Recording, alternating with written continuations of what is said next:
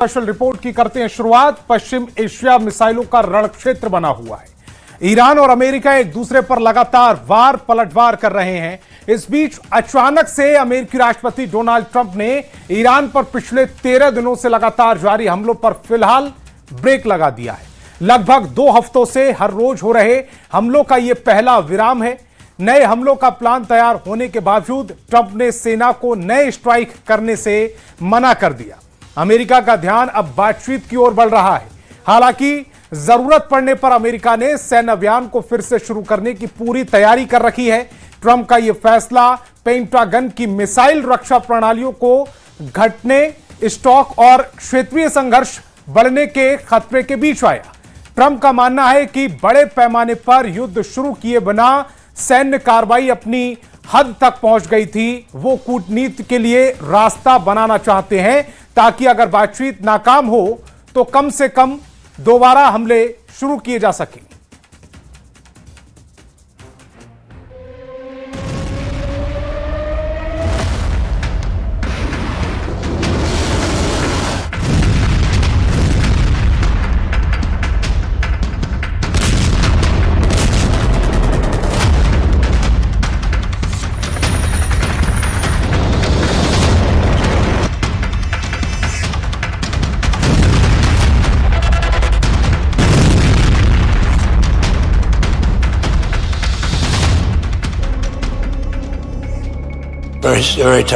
Very tough to watch, to be honest with you. Very tough. I think it's the toughest thing I do. If anything, I do all this stuff, but I think it's the toughest thing I do. 22 जुलाई 2026, Marietta, Georgia, America.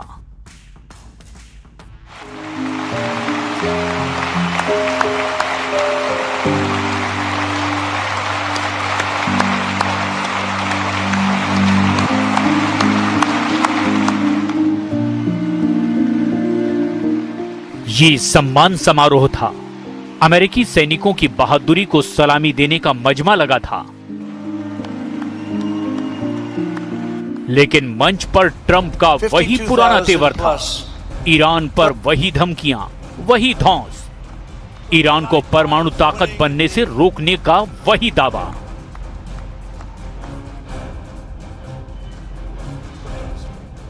We don't need the Hormuz Strait, but we do it because we have to do it, because we cannot let Iran have a nuclear weapon. It's very interesting.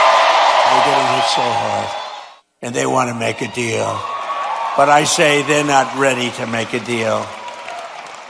Because every time they make a deal, they want to change it and everything. They're not ready. They'll be ready very soon. Trump की बातों पर खूब तालियां बजी, लेकिन जैसे ही उन्होंने lieutenant Tyler फीहन के परिवार का रुख किया, माहौल बदल गया।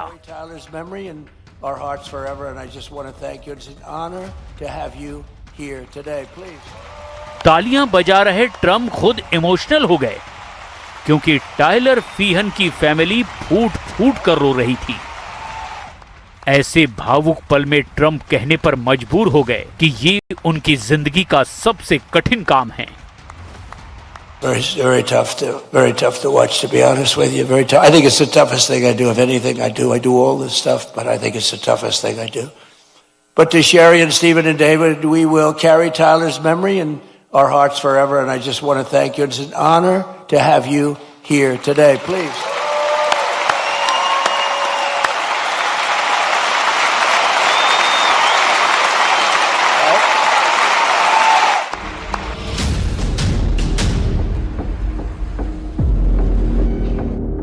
ये उस अमेरिकी सैनिक का परिवार है जिसकी मौत ईरान युद्ध में हुई है।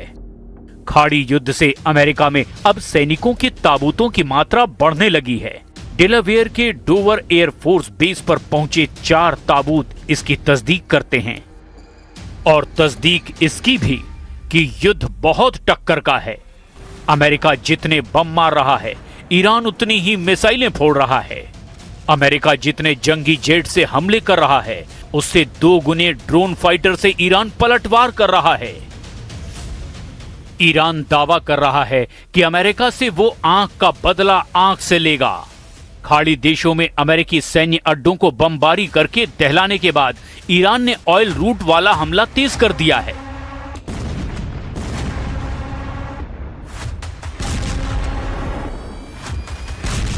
ईरान के नए वॉर प्लान को यमन के हूथी फाइटर अंजाम दे रहे हैं।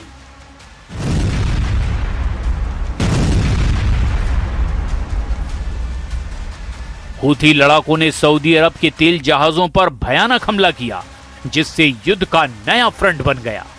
लाल सागर में सऊदी अरब के 2 तेल टैंकरों पर अटैक हुआ है।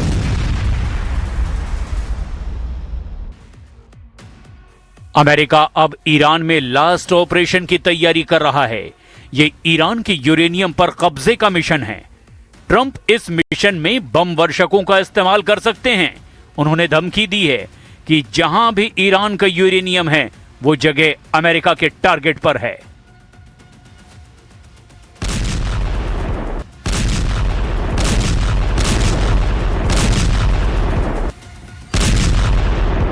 Do you believe that Iran has moved nuclear centrifuges into Pickaxe Mountain?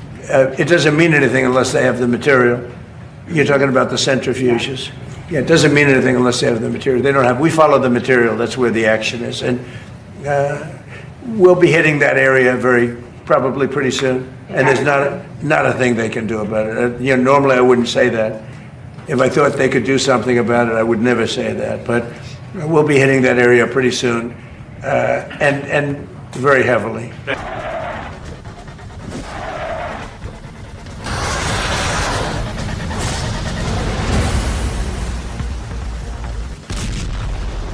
ये सच है कि ट्रंप ने ईरान पर B-2 बम वर्षक से हमला किया।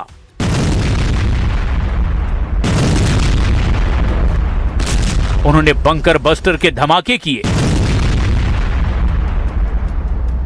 टॉम हॉक मिसाइलों की बौछार ईरान पर की गई।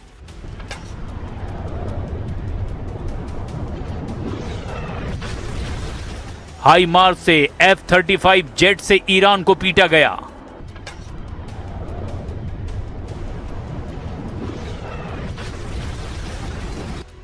ईरान के हमलों से बचने के लिए अमेरिका ने थाड का भरपूर इस्तेमाल किया, मगर ईरान टस से मस नहीं हो रहा है, जिसके मायने ये हैं कि ईरान के पास कुछ तो स्पेशल है, ऐसा सीक्रेट वेपन जिससे ट्रंप अनजान हैं। तो क्या है मुस्तबा के अंडरवर्ल्ड का वो सीक्रेट? क्या कोई कमांडर का दिमाग है, या फिर सुपर पावर से युद्ध की अजीब प्लानिंग? क्योंकि ईरान ऐलान कर रहा है कि अगर अमेरिका जमीन पर युद्ध में आया तो उसे कुचल डालेगा।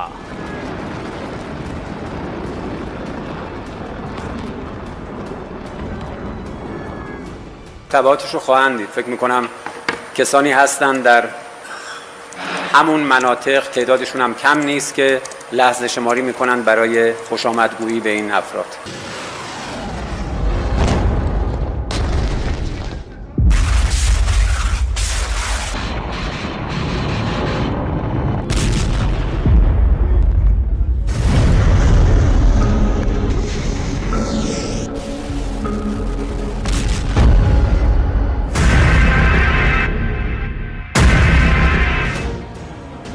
ईरान से ग्राउंड पर युद्ध में अमेरिका को लाखों सैनिक उतारने पड़ सकते हैं, और अमेरिका ये जोखिम अकेले लेने के लिए फिलहाल तैयार नहीं, क्योंकि डर ये है कि अगर मुस्तबा के अंडरवर्ल्ड में सुपर पावर फंसा तो वहां से निकलने का कोई रास्ता नहीं है। ईरान के सीक्रेट पावर को समझने के लिए फायज़े गफ्फार हद्दादी की खत्त-ए मुक़द्दम नाम की किताब के पन्ने पलटने होंगे, जिसके मुख्य किरदार हसन तेहरानी मुक़द्दम हैं। Commander Hassan Tehrani Moghaddam father of ईरानी मिसाइल प्रोग्राम कहे जाते हैं। तो क्या मुस्तबा ने तेहरानी को वॉर कमांडर बना रखा है, या फिर उनके दिमाग से युद्ध का रुख बदल रहा है? पहले कमांडर तेहरानी के तेवरों की कहानी, फिर ट्रंप से युद्ध में उनके फैक्टर का ब्यौरा। किस्सा शुरू होता है तेहरान के पास बिदगने सैन्य अड्डे से।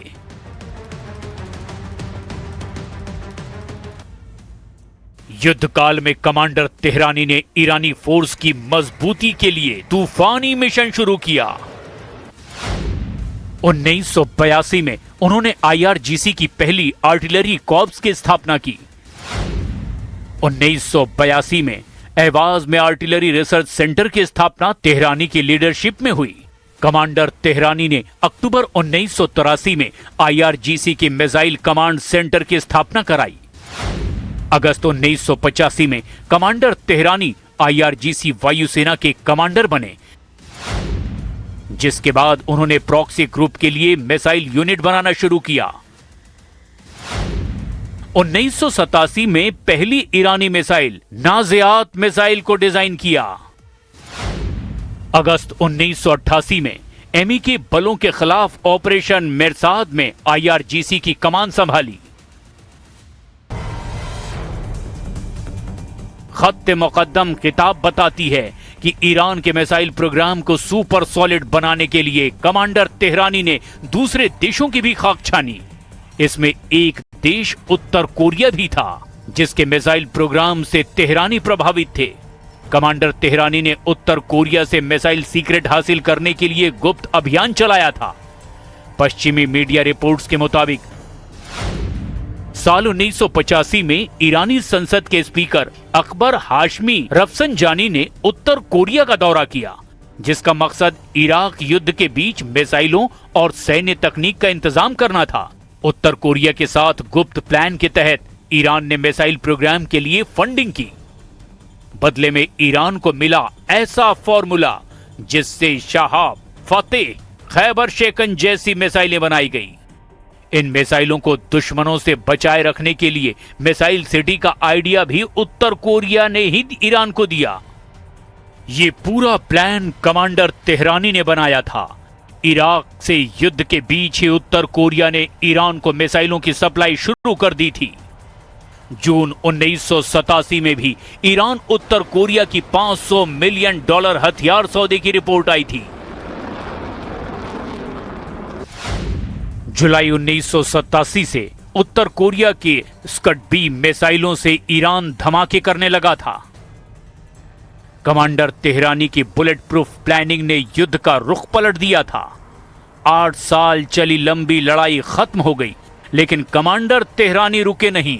उन्होंने ईरान के अंडरवर्ल्ड की बुनियाद रखी, जिसकी काट किसी दुश्मन के पास नहीं, क्योंकि ईरान ने पाताल लोक में ऐसे युद्ध मुख्यालय बना रखे हैं जिनकी तलाश किसी युद्ध से कम नहीं। पहाड़ों में, रेगिस्तान में, बंजर बियाबान में बने ईरान के गुप्त सैन्य अड्डों की ये भूल भुलैया सुप्रीम लीडर मुस्तफा का अंडरवर्ल्ड है।